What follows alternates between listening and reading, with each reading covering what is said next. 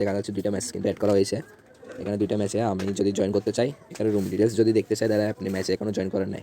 আর এখানে প্রাইসটা যদি দেখতে চাই, উইনার 300 টাকা, নো গ্রেনেডস অ্যালাউ, মানে এখানে কোনো ধরনের বোমা আপনি ইউজ করতে পারবেন না ম্যাচ চলাকালীন। তাহলে আমরা এখানে ডিটেলসটা দেখি। আমরা যদি ম্যাচে জয়েন করতে চাই তাহলে জয়েন নাও ক্লিক করব।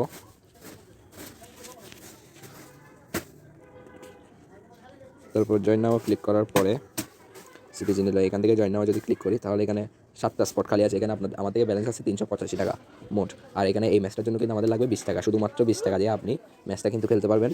আর এখানে সোলো রেজিস্ট্রেশন সিস্টেম, এখানে 7টা জায়গা খালি আছে, 7 জনের জায়গা খালি আছে, একজন এড করছে আর 7 জনের জায়গা খালি আছে।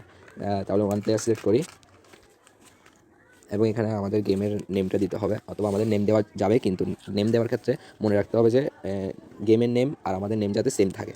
সেম না থাকলে কিন্তু প্লেয়ারটাকে অ্যাড করা হবে না। তাই এখানে গেমের নেমটা দেওয়াই ভালো। কপি করে এখানে বসাই দিবেন এবং এখানে কনফার্ম দিয়ে দিবেন। দেখবেন আপনারা এখানে জয়েন সাকসেস লেখা চলে আসছে। তাহলে আমরা কিন্তু জয়েন হয়ে গেলাম। এখানে বলছে আপনি ম্যাচটি সফলভাবে জয়েন করেছেন, ম্যাচ শুরু হওয়ার 8 থেকে 10 মিনিট আগে রুম আইডি পাসওয়ার্ড পেয়ে যাবেন।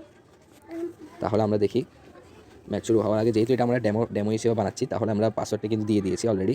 এখানে রুম আইডির পাসওয়ার্ডটা দেখা যাচ্ছে এবং রুম পাসওয়ার্ডটা দেখা যাচ্ছে। আমরা এখান থেকে এটা চিপে ধরবো এবং কপি করবো। যদি কপি করে এবং রুম আইডির পাসওয়ার্ড হচ্ছে 11, তাহলে আমরা সোজা গেমে চলে যাই। তাহলে গাইস আমরা কিন্তু আমাদের গেমে চলে আসছি এবং আমরা এখান থেকে এখন রুমটাতে অ্যাড হয়ে দেখাবো আপনাদেরকে। আর আমরা যদি রুমে অ্যাড হতে যাই, প্রথমত আমাদেরকে যেতে হবে কাস্টমের মধ্যে এবং কাস্টমের মধ্যে গিয়ে এখানে আমরা কাস্টমার সিলেক্ট করবো। লোডিং হচ্ছে। এখন আমরা এখানে কী করবো, আমাদের রুম আইডি পাসওয়ার্ডটি বসাবো। এখানে আমাদের রুম আইডি পাসওয়ার্ডটি বসে দিলে কিন্তু আমাদের রুমটা চলে আসবে। এখানে যদি আমাদের এখন পেস্টে ক্লিক করি এবং রুম আইডি পাসওয়ার্ডটা যদি পেস্ট করে দিই, দেখেন গাইস তারপর কিন্তু আমাদের এখানে রুমটা চলে আসছে। এবং এখানে যদি আমরা অ্যাড দিতে যাই তাহলে পাসওয়ার্ড খুঁজতে আমরা পাসওয়ার্ডটা দিয়ে দিব। আমাদের পাসওয়ার্ডটা ছিল 11, তাই আমরা এটা দিয়ে দিব এবং কনফার্মে দিয়ে দিলে আমাদের কিন্তু রুম অ্যাড হয়ে যাব।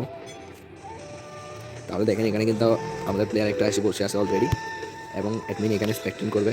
এই যে এখানে স্পেক্টিং লিস্ট আছে, এখান থেকে আমাদের খেলাটি দেখবে এবং স্পেক্টিং করার মাধ্যমে আমরা কে কীরকম খেলছি, কে কী হ্যাকটা ইউজ করতেছি কিনা সেটা চেক করবে। তাহলে এভাবে আপনারা রুমে জয়েন করবেন এবং রুমের টাইম অনুযায়ী অ্যাডমিন থেকে জয়েন করে দেবে, অ্যাডমিন থেকে রুম স্টার্ট করে দেবে।